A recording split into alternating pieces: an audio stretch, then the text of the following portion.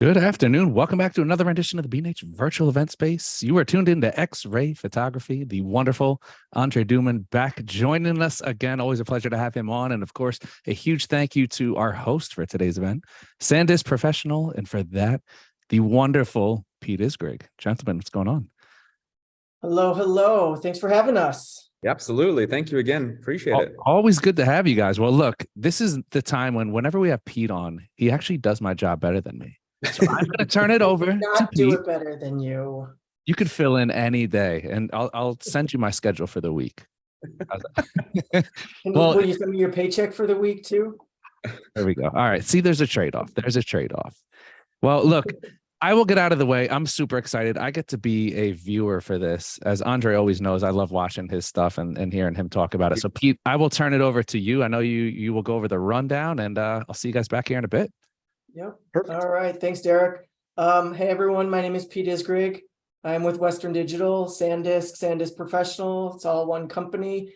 I am really excited to be here today with Andrei to show you his personal project about X-ray photography, of which I had a small part in because I sent him some of the gear that you're about to see, and not just the drives and SSDs that he X-rayed, but some of the gaming consoles and whatnot. Him and I had a nice long chat about history of gaming and our childhoods and whatnot. So this was a fun project for me as well.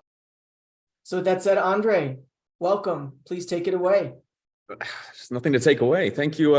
Thank you, B&H, as always, for having me. And obviously, SanDisk Professional. I really appreciate you guys. You're just both of them doing phenomenal work and just great products and great service. So thank you again for having one more session with me. But and this one's a strange one because it feels like, it is photography, but it's not really photography in the grand scheme of things. Yes, it's an image, but it's just it felt very different being disconnected from actually shooting through a camera like we know it, like we can actually buy in a store. So it was just another example of something that again, my brain is constantly ticking. I'm always coming up with concepts. Most of them are crap and they just don't work. Trust me, I've tried. It was just one of those where, sitting around thinking, what if I was to X-ray this? How would it look? And that's really where it was initially properly born out of. How something that I take for an everyday object that I'm used to, a phone or my coffee machine, what does it look like on the inside? I've never really, and I looked, I tried to find examples. Whenever I come up, like I said, whenever I come up with a stupid idea, I try and look for it to see, has anyone else been dumb enough to think of this? So, Andrei, I want to back up there for a second. How many ideas do you have that never work out versus the ones that do work out? Because I'm sure our viewers have similar situations. So for reference, I'm working currently in different stages of conceptual and production, post-production. I'm at 37 projects right now that I'm currently working on. Easily 2 to 3 times more that have failed or don't work out. I mean, put it this way, everything you see on my website, for example, those that want to look at my work, if they go on my website, there are 2/3 of projects that will never see the light of day. And we've talked about this before on previous webinars. And I think that's really important. I feel like a lot more people should talk about that. They should talk about their failures. They should talk about a project that didn't work out and why it didn't work out. I think that might be helpful to some photographers that, they'll go on someone's site and they think, oh, this person just shot it straight out of camera and it was brilliant. And that was the end of that. Well, no, most of the time it's a lot of stuff that went wrong or even a project that was completely different than the one that you actually have on your website now, because you learn something from all those mistakes that you then apply to something else. Like I mentioned with my exoskeleton, with my insect project, I learned more from that project than anything that I then applied to my auto photography. So always make mistakes. I can't stress that enough. And I do a ton of it, a lot of mistakes and practice, just get in the studio and play around with lights and play around with a concept. I'm shooting magnets right now. Next I'm shooting stuff in giant ice cubes. Just be wild and be different and try something that's a little bit left field, I guess, is really what it comes down to. And that's really where this X-ray thing came up. Like I said, it was just something I was sitting around one day trying to think of something, and I was like, I wonder what this iPhone looks like on the inside. And we've seen some iPhone stuff. So it definitely developed very quickly, because once I got a sense of what would an iPhone look like, then there's so many items, like I said, that we take for granted, that I was like, oh, what would this look like under an X-ray? So that's the initial concept for it, if anyone was kind of wondering about it, but it's certainly different. The main, and so I'll start from the beginning. So that was obviously the initial concept. Actually getting to the point where I found somewhere that would allow me to use their X-ray was really time consuming. In fact, it's very, very difficult, almost impossible to try and find an X-ray machine. It's not like they're lying around in studios. I got turned down left, right, and center. It took me to at least 15, 16 different institutions that I reached out to.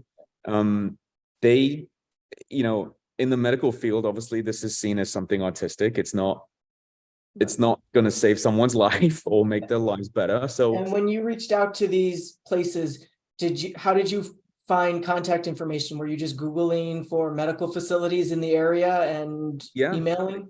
Yeah, and I do that with a lot of projects. A lot of collaborations that I do, I reach out to them and I say, hey guys, I have this wacky idea. This is who I am. This is my work. This is the kind of, because I think it's important for them to see some of my previous work, to get a sense that I'm, someone that can produce something a little bit different. And again, I'm very upfront. I was like, this may fail. This may be terrible.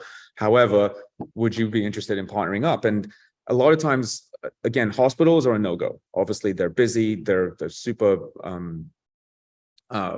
it's just not, the X-rays are not meant to be used for a photography project or an artistic project. They're there to be, you actually have to have, whenever you take an X-ray, you have to have it associated with a human being. So it has to, for insurance purposes and medical and all that kind of stuff. So I very quickly had to shift my angle and find institutions and private practices that thought my idea was something sustainable or something that they would be interested in. So I finally did find someone that was cautious, to say the least. And I came with 4 or 5 objects, and I said, look, I don't want to take up a lot of your time. I'm just curious to see how this looks. Can you please entertain me? And they did. And it's here in Los Angeles. Dr. Weiss was phenomenal. And the assistant, Brittany, was just incredible. But it took a long time to even get to that point. So it's not something that you can just easily pick up and sort of start from scratch. But yeah, and it just grew from there. And like I mentioned, after those 4 or 5 objects that we X-rayed, you take those files home and you start playing with them.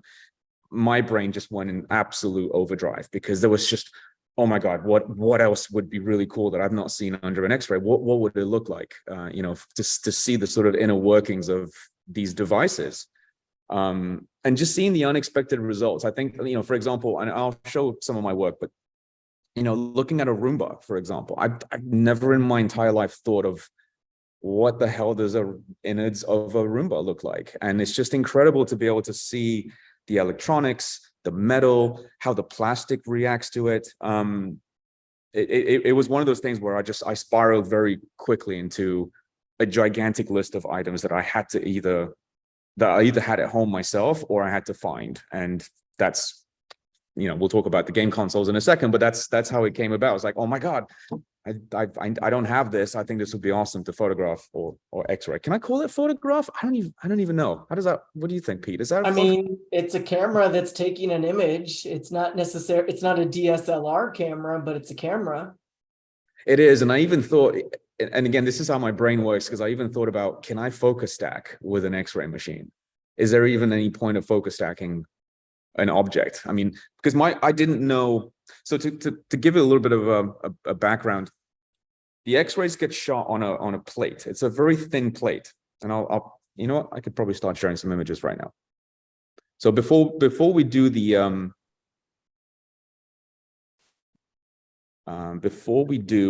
oops, there we go. So the plate itself, that's a bad example because it doesn't show the plate. Where's the plate? This is the plate. So this item here is basically what absorbs, or what you place your items on top of it, and that's what the X-ray machine reads underneath it.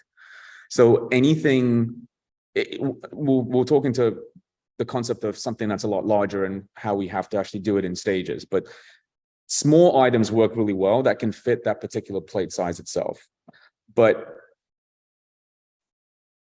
there are different sections, obviously, with the actual X-ray machine, as you can see here with the human body. There are certain sections that throw out different amounts of radiation, if you want to go, or X-rays. Some of them are a lot stronger, some of them are a lot fainter. So there was a lot of experimentation to begin with, for a laptop, for example. So this is an Apple Mac. Which one works best? For I think the skull one, because it's a lot thicker in terms of where the bone has to penetrate through. It just completely blew it all out, and you couldn't get the definition and whatever else. So we basically went through almost every one of these different settings to find the best intensity that worked, depending on the thickness of the object, depending on how much metal wiring we felt was going to be inside it, because obviously we couldn't look through it. We found that the foot and I believe the clavicle, for some reason, again, I'm still trying to fully understand it, but it just seemed to work the best. When it gets a little bit complicated was some objects that actually have quite a lot of plastic casings, that it would photograph the metal wiring really well inside, but the plastic would be completely gone. You wouldn't even see it. So what you actually end up having to do is you do the foot setting for the Apple, the actual innards of the machine, and then you change your setting, don't touch anything with the product, and you change your setting again to then just actually get the plastic to show through a lot better. And then you just comp those in post-production. So can you show us an example of that you did, where you took one and then the other and I put can. them together? So I'm not sure if I have a good one to show in post. This might be a decent one here. So for example, this is a drone. So this is one of the DJIs. As you can see, the propellers are made of plastic.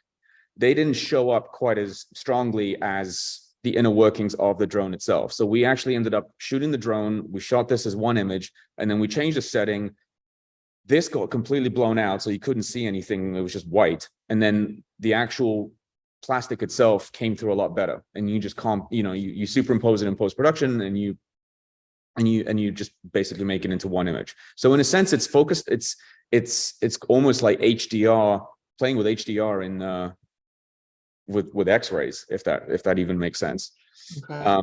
So obviously, being in with X-rays, these are quite dangerous. So you need to be, as soon as you set up your item, like you have it set up on the plate right here. So you position it properly as best as you can, and then you have to go behind this lead glass. You hear the firing go, and then the item shows through on the computer. And that's when you make your changes. Do I need to adjust anything? Do I need to go back and whatever else? There are times, like I mentioned, because the plate is it's not gigantic. So this is my cheese grater. It didn't obviously fit on the single plate. So we had to cut it up in sections.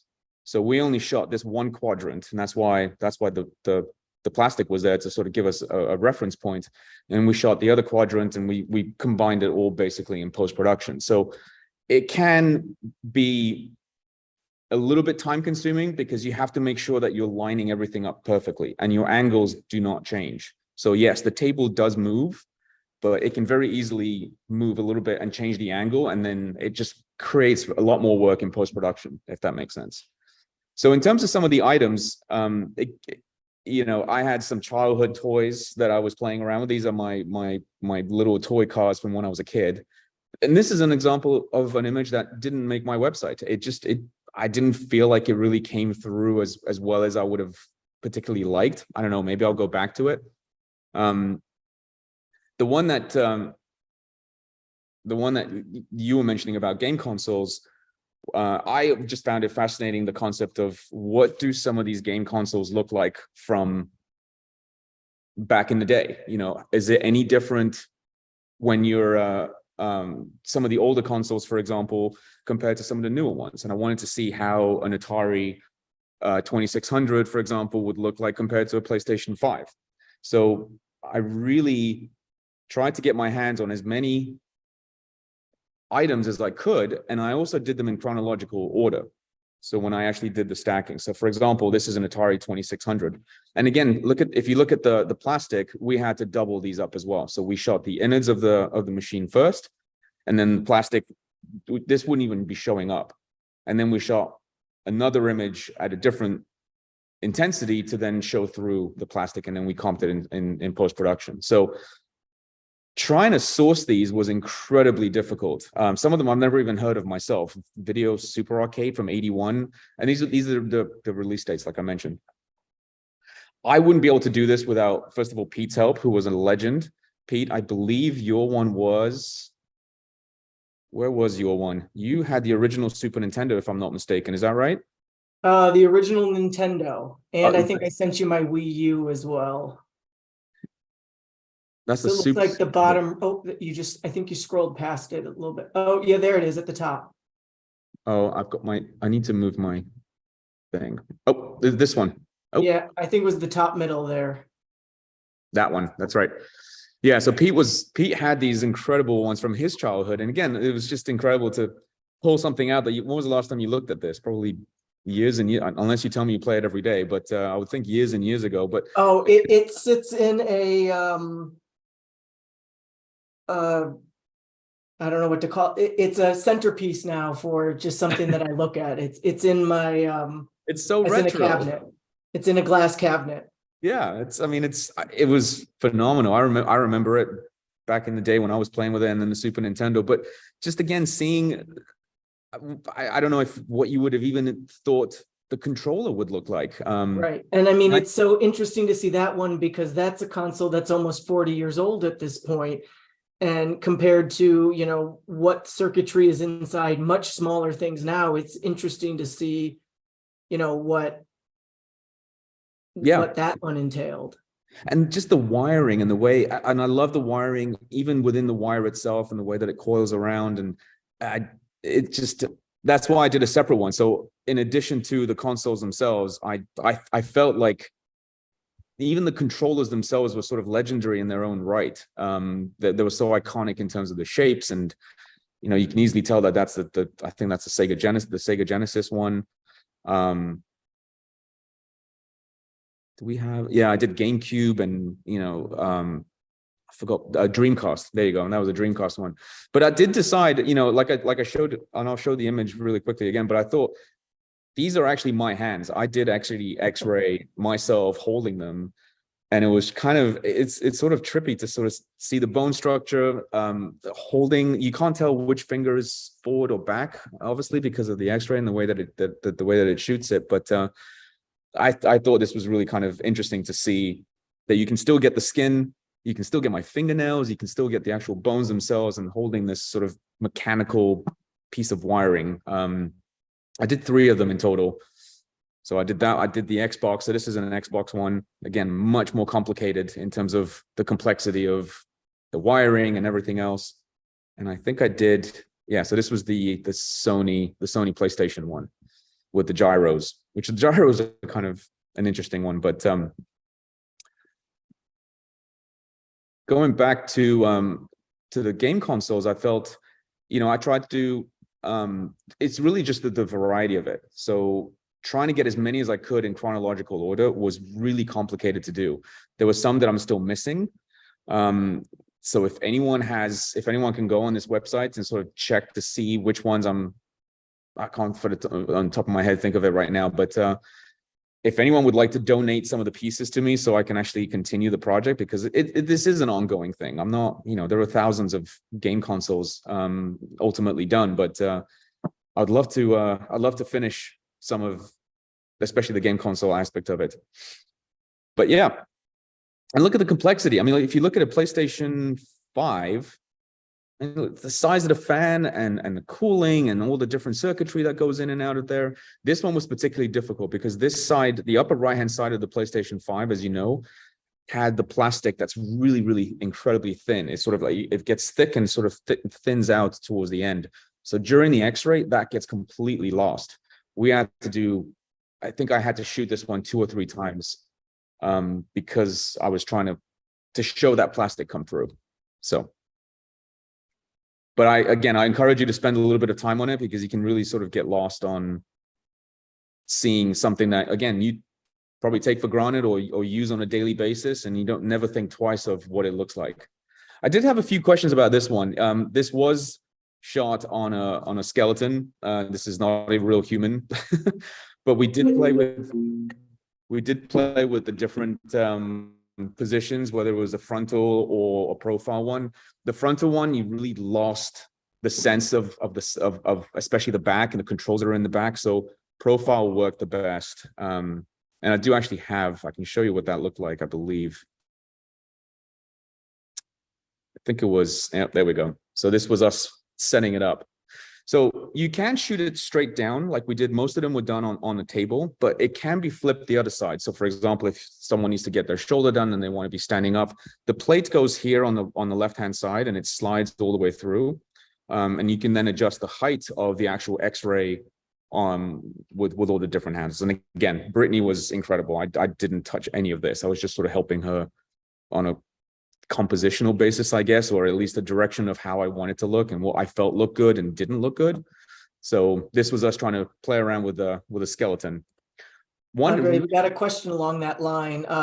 Yes. Ava watching wants to know, how do you reimburse the doctor for the use of this machinery? Did you at all, or was this purely they volunteered the equipment? We have a mutual understanding where I am helping out with some of the payments. I'm not going to go into what that entails, but okay. It's not free, because obviously this is a very sophisticated machine, and it does have wear and tear, and I've shot a lot. Let's just and we'll go through more on my website when we get to the other stuff, but yeah, definitely not free. Okay. Were there any other questions? I saw that there were 3. Nope, I guess that was the only one for the time being. Yeah. With the focus stacking and the laptop, yeah, it's focus stacking just doesn't necessarily work, especially when something is so thin like a laptop. You're not going to be able to tell that difference in terms of the depth of it, really. So we gave that up, but I did try. So while we were doing, let me go back to my website. So the main focus for me was really on tech stuff. So like I said, things that I just took for granted. So for example, a Roomba. You know, I'm blown away by how much is inside this Roomba. I never in a million years thought this is what it would look like. Bowers and Wilkins headphones. Oh, those are my hands that I've already showed you. But you know, an electric guitar, a drone, a Dyson, for example, a purifier. But the electric guitar was really fascinating and interesting. So it kept kind of growing. As soon as I would come home and I did 10 or 20 items, I would already have another 10 or 20 that I was already thinking of and trying to find.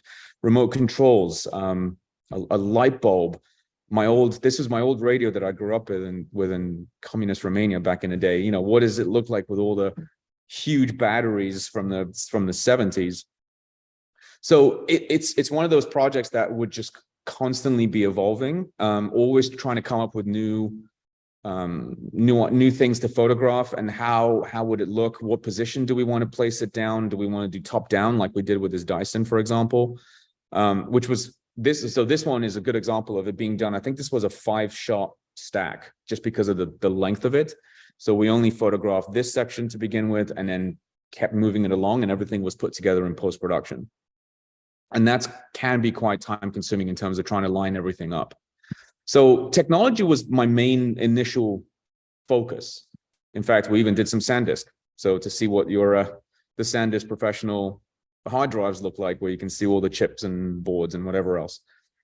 So now I gotta figure out, I got to send you some old gear as well and see what that looks like compared to the newer stuff now, because the consoles just fascinated me to see sort of how the technology inside changes over the years. Right. Yeah, exactly. And it's just, I mean, does it get more complicated or does it get thinner? Because we're making things in smaller packages to right, exactly work. So it's an interesting mix. I actually did, I showed it to you. Where did I lose it? Oh, this one. So this is obviously your latest and greatest, your the transport with the blade. But the concept, like I said to you, was always from shooting technology things, but it very quickly grew in segments. So I decided, let's try and focus it more on one particular type. So for example, let's just do iPhone, let's just do Apple products only. And I wanted to see, to your point again, the progression of what X-ray, of what these iPhones look like from the iPhone 1 all the way through to the latest and greatest.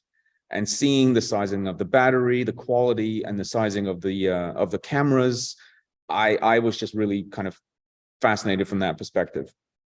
Some of the older ones, you know, the wired Apple mouse, I just think there's just something about it that with the USB, the old USB cables and all of that kind of stuff. So it segmented itself into, let me just shoot only Apple items. And in some sense, oh yeah, we also did again hands and whatever else. And from there, I also got the concept of, is there anything else that I can do that's going to be one type of, you know, really sort of specify, rather than just being a light bulb, a torch, a computer or something. Let's try and narrow it down. And just by pure chance, the doctor that was there, that's allowing me to do this, during COVID, he developed, you know, his escapism during COVID was to build Legos, and he became obsessed with Legos. And he had so many at home that he ended up taking some to the office, and they literally are like in the waiting room. They're in different rooms of the practice, and some of them are really big. So you've got like a big R2-D2 and a Death Star and whatever else. And I remember I was at the end of one of the sessions shooting some tech stuff, and I just walked past an R2-D2 and I just thought, it boggled my brain. How would a Lego look under an X-ray? I've never seen I don't think I've ever seen a Lego be done under an X-ray. And we tested it.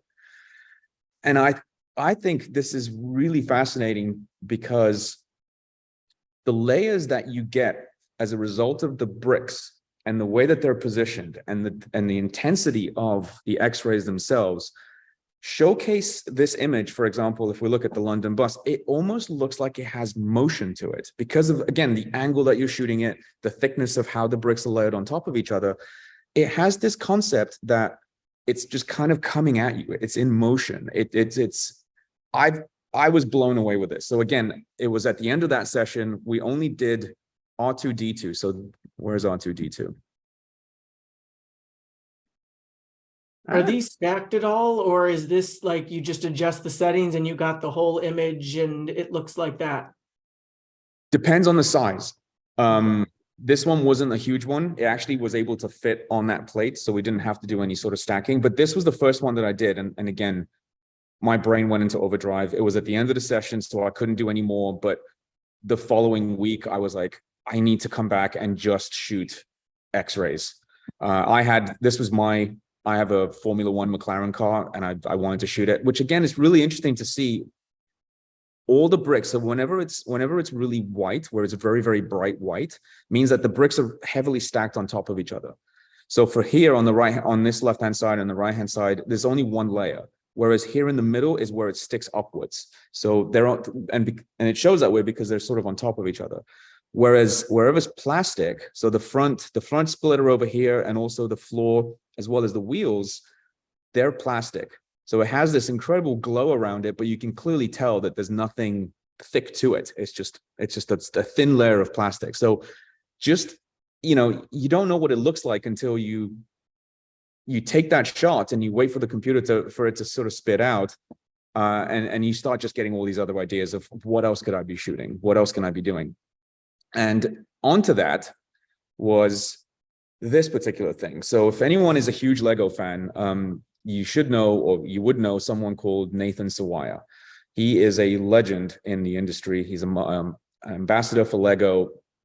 And this particular sculpture is called Yellow. You might have seen this at the Guggenheim, at MoMA. It's kind of life-size, almost life-size, but it's from the sort of belly button up. It's a yellow sculpture of a person that has their chest split open and all the bricks are falling out. And this is the actual original one. He allowed me to take the original one to X-ray. And what's crazy about this, and I have some images to sort of show you the way that we did it.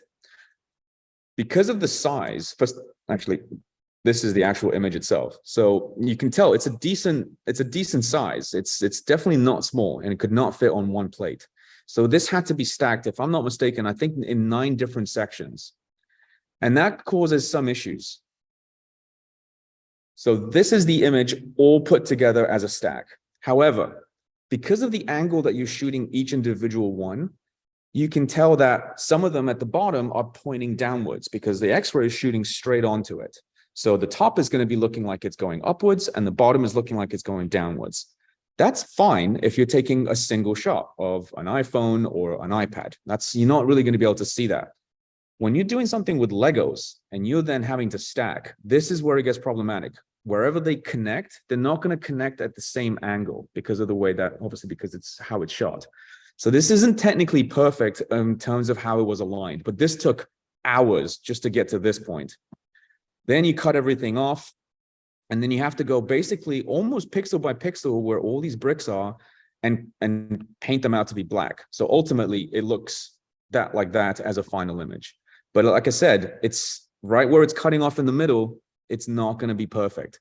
The angles are going to be off, and there's nothing you can do about that. Even if you shoot it, which we did, completely dead on, where they intersect, it's going to be off. So is it perfect from my vision? No, it's not. But I don't know how many people would have necessarily noticed. On the same aspect of trying to stack, this took us 2 attempts to do, and I still failed. So this is the largest Lego piece, single Lego piece, I believe, in the whole company. I forgot exactly how many pieces, but it's thousands. It's pretty gigantic. And as you can tell, that's the width of the plate. So for us to cut this multiple times, I think it needed 12 images, if I'm not mistaken. This is one that's escaped me and it's driving me insane, and I need to go back and reshoot it. When I did the X-rays, obviously with the hands, if you're there in the room, so the wall is behind here and you can look through the window what's happening. But when I did my hands, obviously X-rays are dangerous, and I had to wear 2 lead vests that are protecting my core, so all my organs, as well as a thyroid shield, because you definitely don't want to have any radiation going to your thyroid. It's not good.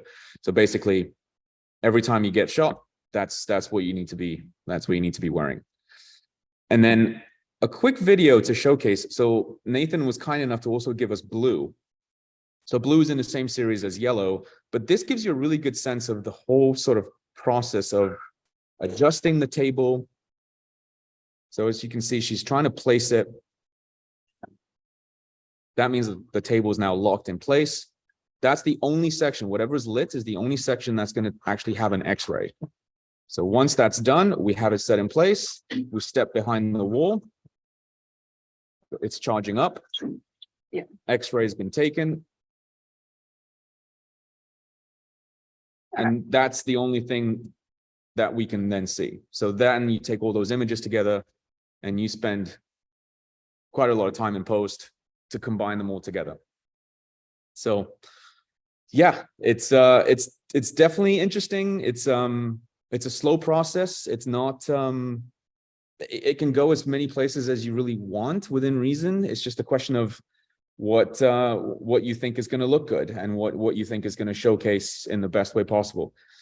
I even went as far as, so after I did the Legos, which is still an ongoing thing, I'm actually shooting some more next week. I felt it was kind of interesting to, oops, where do I go? You know, you really get carried away and you go, what else can I possibly be doing? What can I do that's a little bit different? This is my assistant, the assistant's leg in a Ferragamo shoe, for example. I wanted to include a human element to it, more than what I did when I was doing my own control, when I X-rayed my own controls.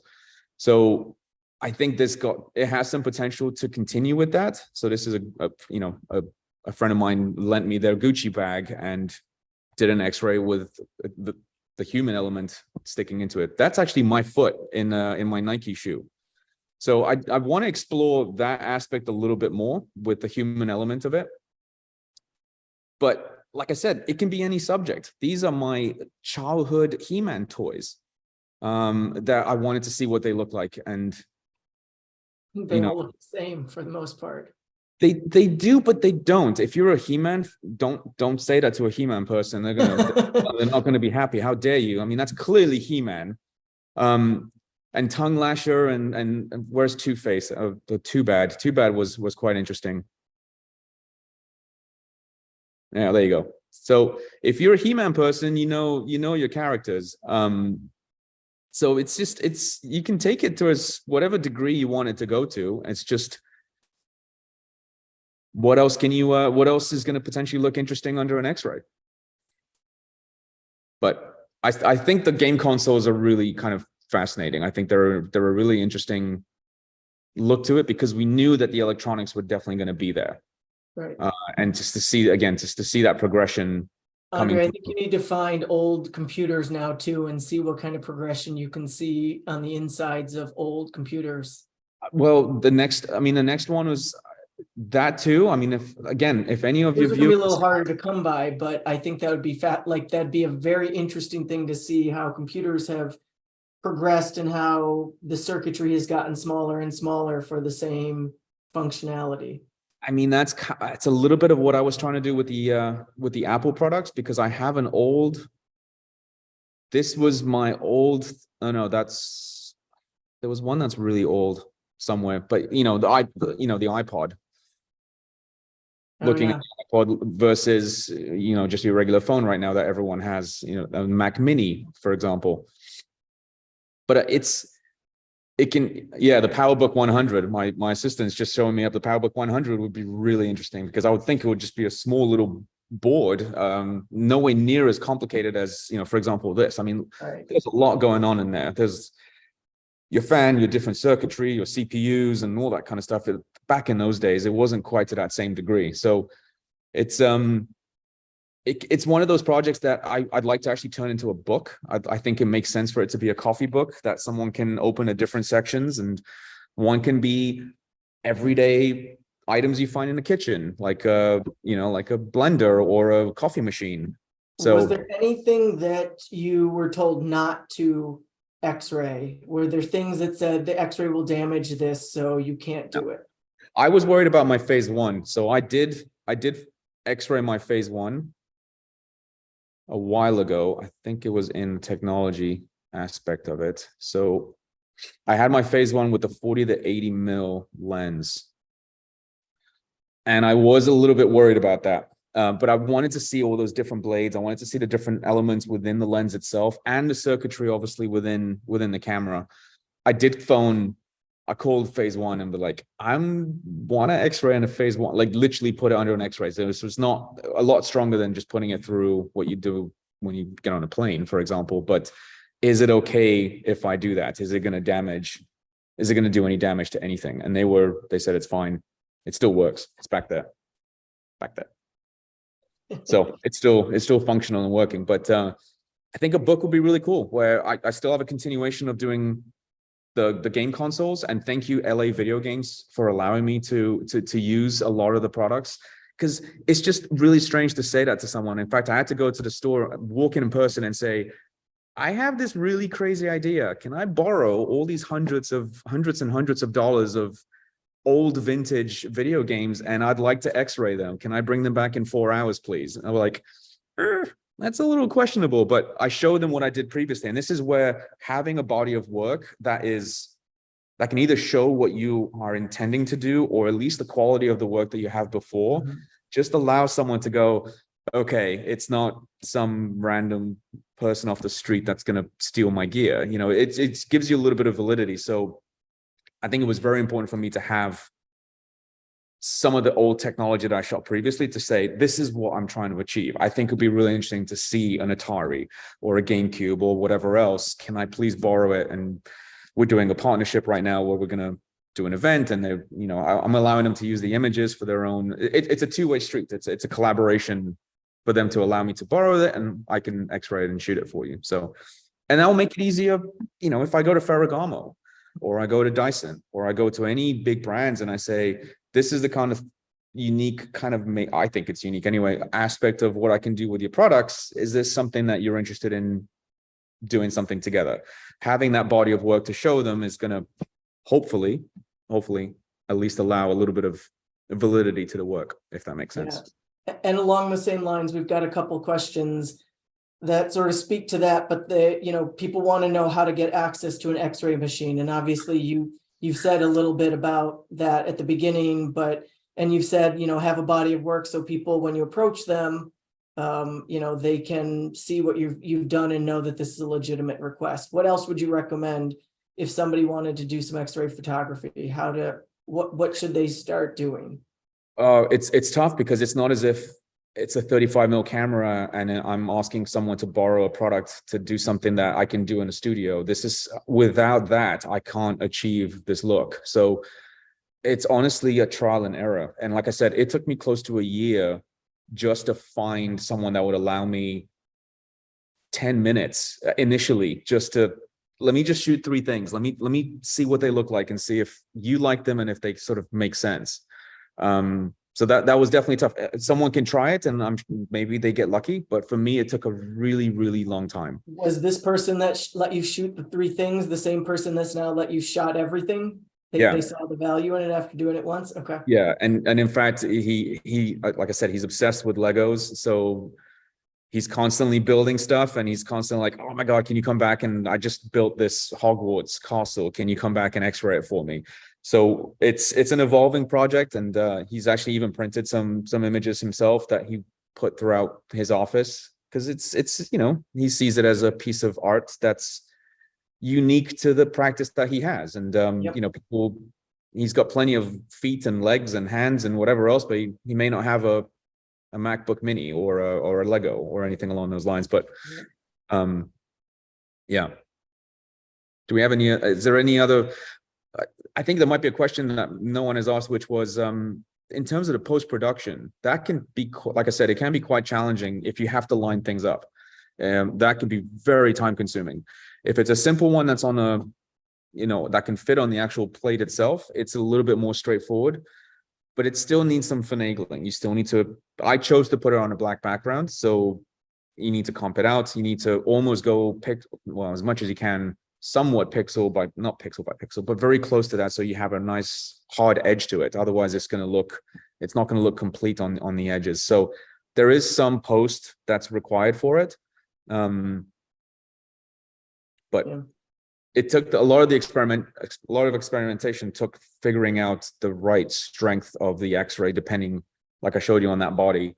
Is it a clavicle? Is it the foot? That was massive because either something is completely blown out or another one that doesn't need as much radiation to come through hardly showed anything. It just, the electronics didn't even pop through. So once we nailed that down and we knew, okay, this iPad is about this thick, we know roughly that's the right amount of radiation. So it's been hours and hours and hours spent in that office. And again, thank you to Dr. Weiss and Brittany for allowing me to do this to kind of get it right. But so that was along the lines of one of the other questions we had was there limits to anything you could or couldn't shoot? Was there things that couldn't get penetrated or things that, got completely, that were too thin, so to speak? No, because again, having the X-ray assistant who was massively helpful in terms of knowing the degrees of how much is going to penetrate. We got pretty good at it, knowing, again, the thickness of it and what we expected in terms of electronics to be in there. So there was a lot of trial and error. Out of everything that you saw there, again, we probably shot twice as much. That was just, it didn't shoot well. It didn't come out well. We had to discard it. We had to shoot multiple times. A few times what was actually interesting was some of the items I thought looked good when they first came through on the computer. And I said, okay, that's fine. Let's just go. And then once I got home and I was working on them, I realized I can't save this file. It didn't shoot well enough, or there was a section that I knew was there that was missing because we didn't do that dual exposure. And I had to go back. there were 4 or 5 items that I can think right off the top of my head that they're on my website, but it's the 4th or 5th attempt trying to get it right. So definitely experimentation from that perspective. And I think the last question we have is somebody wants to know, could you use Photoshop Panorama to stitch images together? You can. I see no reason why not. If you're not doing a dual exposure, but you're doing the width one, I'm sure you can do it. I prefer to do it myself because I wanted to be really pinpoint with the placement. So I would take the first image and then I'll just keep adding images to that one, and then I would free transform it and make sure that I control where it goes rather than where Photoshop goes. But yeah, I see no reason why you wouldn't be able to use the stitching tool directly in Photoshop. Great. The one thing that I'd like to mention, the one thing that, again, and I tend to say this every single time we do one of these events, I think it's really crucial to just keep testing with ideas, keep trying something that it may not work. I mean, I got lucky with this one that I think it did work. I think it's got some nice continuity to it, but just go out there and make mistakes and just keep shooting and just keep messing around and keep trying to do something that's maybe hasn't been done before, or you have your own adjustment that you're putting onto it, so it creates it to be your own. Don't be scared to. Yep. And as you said, for every, you seem to indicate for every idea that works, you had 2 that didn't. Oh, easily. What amount of ideas that you just had that never even came to fruition? Oh, examples of it? I'm just curious, people are always curious about how many ideas and what actually materializes versus what are successful and what aren't successful. Like, I can give you some examples of some of them right now. Let's think. I was trying to do something with. I'm still trying to figure out ferrofluid and how to use ferrofluid with magnets. What I'm trying to do is actually do a little bit different than paint, but using ultraviolet light. That doesn't work very well. Trying to do, Austin, my assistant's here. Austin, what else did we mess up? We screwed up everything left, right, and center most of the time. Right now we're playing with magnets, and I'm trying to create different light sources coming across the magnet, which is it seems to be very complex and difficult. I'm also trying to create magnets with iron filings that have a different shape. So I'm trying to manipulate the magnetic field of the magnets, not deciding what the magnet wants it to do. That is a lot more difficult and more complicated than what we're trying to do. I want to shoot cars upside down in a studio. That's really difficult to rig a car to shoot upside down in a studio. Yeah, goodness me. but you say you spend, a year or more probably trying to figure out to make any of these work. Just a short time and you give up. I'm working on a project that's taken me. I'm a year into it right now. It's a Lego project that I'm working with Nathan Sawaya. We're going to release it when we have 12 images. So in a span of a year, I have 6 images so far. So we're going to have 12 by the end. We should have it up and running.